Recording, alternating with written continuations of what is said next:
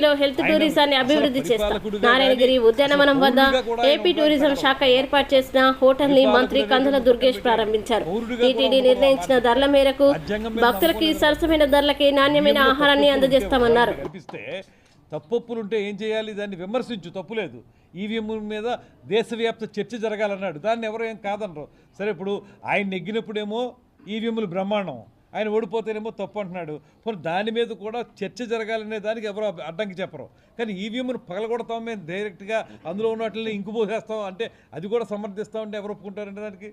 ఇంక అతను సమాజంలో ఒక పౌరుడిగా ఉండడానికి కూడా అర్హుడు కాదు అనేది మా అభిప్రాయం.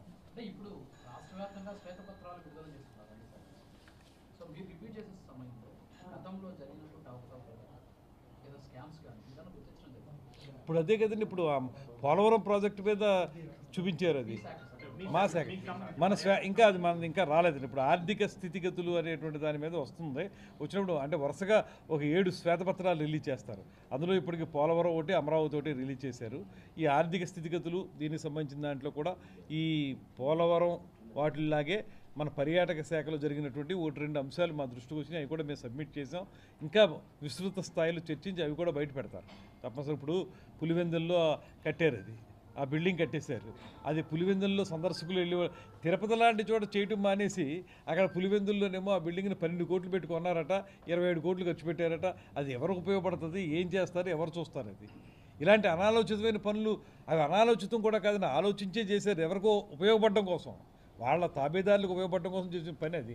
దాన్ని ఎవరు సమర్థించరో. ఖచ్చితంగా అలాంటివి అన్నింటినీ మేము బయటికి తీసి ఒకటే చెప్తున్నామండి, ఇది కక్ష సాధింపు ప్రభుత్వం అయితే కాదు, కానీ తప్పు చేసిన వాళ్ళని చట్టపరంగా శిక్షించే పని మాత్రం చేస్తాం. మొన్న మేము చెప్పింది ఏంటంటే అదే, ఎవరో కక్ష సాధింపు చేయొద్దు, కానీ శిక్షించాలి చట్టపరంగా, లేకపోతే ఆ తప్పు చేయడం అలవాటుగా మారిపోద్ది వాళ్ళకి అనేదే మా ఆలోచన.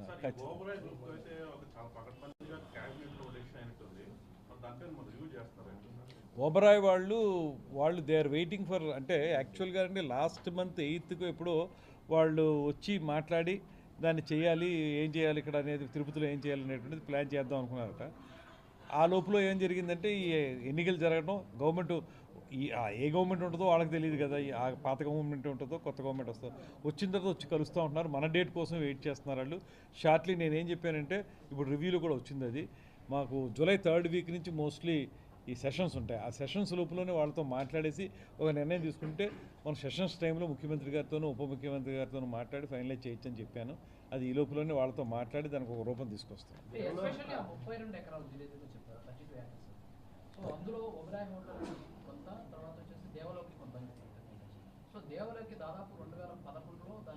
ఇంకా 16లో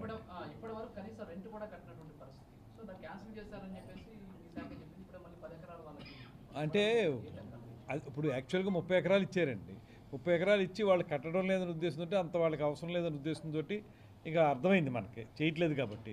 అందువల్ల ఏం చేశారంటే, ఇప్పుడు ఒబరాయ్ వాళ్ళకి ఎంత కావాలంటే వాళ్ళకి 20 ఎకరాలు కావాలి, 30 ఎకరాలు అవసరం లేదు.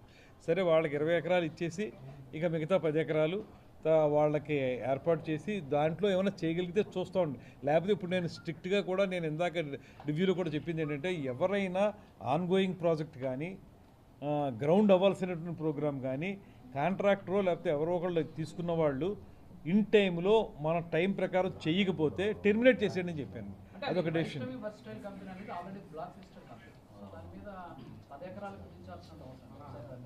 అదే దాన్ని ఇంకా పూర్తిగా మేము చూస్తున్నాం. ఒకవేళ అది మనకి వాళ్ళు ఏం జరిగిందంటే ఇది పూర్తిగా తీసేయాలనేటువంటి పరిస్థితి ఉన్నదండి. అలా చేదురు కాకపోతే వాళ్ళు కోర్ట్ ఆఫ్ లాకి వెళ్ళారు. కోర్ట్ ఆఫ్ లాకి వెళ్ళడం వల్ల case is pending with the court. అందువల్ల ఆ కేసు మనం క్లియర్ అయ్యేదాకా మనం వాళ్ళ మీద పూర్తి యాక్షన్ తీసుకునేదానికి అవకాశం లేదు. ఒకవేళ క్లియర్ అయిపోతే వెంటనే దాన్ని టెర్మినేట్ చేయడం ఏదో చేస్తాం. అంత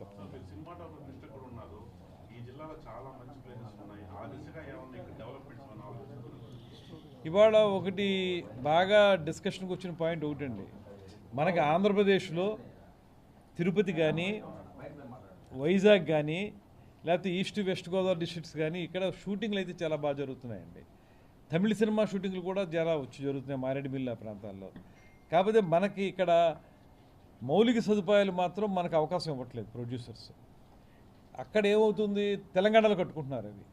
మేము ఇప్పుడు నిర్మాతలతో మాట్లాడి మా ఆలోచన ఏంటంటే, తిరుపతి ఒక బెటర్ ప్లేస్, ఇక్కడ ఏమైనా ఒక స్టూడియో నిర్మిస్తే ఖచ్చితంగా ఉపయోగపడుతుంది. ఎందువల్లనంటే టెక్నీషియన్స్ కావాలనుకోండి, Madras is not so far away. ఎందుకంటే మెడ్రాస్ దగ్గరే ఉంటుంది కాబట్టి, ఆ చెన్నై నుంచి టెక్నీషియన్స్ తెచ్చుకోవాలన్నా కూడా ఈజీ కాబట్టి వాళ్ళందరూ ఇక్కడ ఉపయోగపడతారు. అందువల్ల ఆంధ్రప్రదేశ్లో ఒక పక్కన సముద్ర తీరం ఉన్నటువంటి వైజాగ్ మంచిదే, కానీ తిరుపతి కూడా బెటర్ ప్లేస్ అవుతుంది ఒక స్టూడియో నిర్మించడానికి అనేటువంటిది. ఆ స్టూడియో నిర్మించే దిశగా నిర్మాతలతో మీటింగ్ పెట్టి వాళ్ళని ముందుకు రమ్మని ఇన్వైట్ చేయడానికి ఒక ప్లానింగ్ జరుగుతుందండి. అది కూడా ఆల్రెడీ మొన్న నేను ఎస్వి రంగారావు గారి జయంతి జరిగిన రోజు కూడా మాట చెప్పాను, ఆంధ్రప్రదేశ్లో స్టూడియో కట్టమని చెప్పి ఓ పిలుపు ఇవ్వడం కూడా జరిగింది. మీకు ఫర్ ఎవర్ ఇన్ఫర్మేషన్ ఒకటి ఏంటంటే, తెలుగు సినిమా పరిశ్రమకు సంబంధించి మొట్టమొదటి స్టూడియో రాజమండ్రి దగ్గర ధవళేశ్వరంలో దుర్గా మూవీ టోన్ అని మొట్టమొదటి స్టూడియో అదేనండి. ఇవన్నీ కాదు, చెన్నైలో ఉన్న వాటి కంటే కూడా ముందు కట్టారు. అది అక్కడ లోకల్ పర్సనే కట్టారనమాట. సో ఆ హిస్టరీ మనకు ఉంది కాబట్టి తిరుపతి లాంటి ప్లేస్ బెటర్ ప్లేస్ అవుతుంది. ఇటు బెంగళూరుకి కానీ ఇటు చెన్నైకి కానీ చాలా సెంట్రల్ ప్లేస్లో ఉంది కాబట్టి ఇక్కడ బాగుంటుంది అనేది ఒక ఆలోచన. దాన్ని కార్యరూపంలో తీసుకురావాలంటే కొంత టైము, డబ్బు చాలా అవసరం కాబట్టి నిర్మాతలతో మాట్లాడి అది ప్లాన్ చేస్తాం.